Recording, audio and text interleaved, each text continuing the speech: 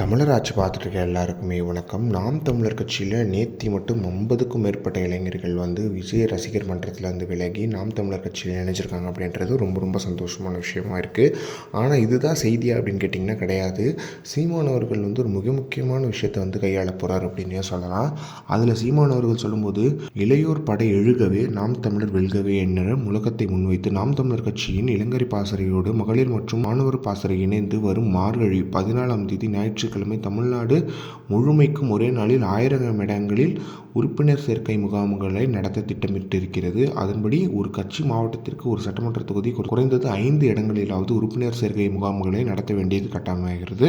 எதிர்வரும் 2026ஆம் ஆண்டு சட்டமன்ற தேர்தலை வலிமையாக எதிர்கொள்ளும் கட்சியின் உட்கட்டமைப்பை இன்னும் விரிவாக்குவதற்காக இச்செயல்பாடு முன்னெடுக்கப்படுகிறது. அதனை பேரெழுச்சியாக நடத்தி முடிக்க நாம் தமிழர் கட்சியின் மாநில, மண்டல, மாவட்ட, தொகுதி உள்ளிட்ட அனைத்து நிலை பொறுப்பாளர்களும் அனைத்து பாசறைகளிலும் அனைத்து நிலை பொறுப்பாளர்களிலும் நாம் தமிழர் உறவுகளுக்கு மீமாகுமாறு கேட்டுக்கொள்கிறேன். கட்சி மாவட்டத்திற்கு விதிக்கப்பட்டிருக்கும் குறைந்தபட்ச இலக்கான 5 மாவட்டங்களில் உறுப்பினர் சேர்க்கை முகாம்களை நடத்துவதென்றால் அந்த 5 இடங்களில் எவை என்பது குறித்து அனைத்து பொறுப்பாளர்களும் கலந்தாய்வு செய்து தலைமைக்கு தெரிவிக்குமாறு கேட்டுக்கொள்கிறேன் அப்படின்றத சொல்லியிருக்காரு.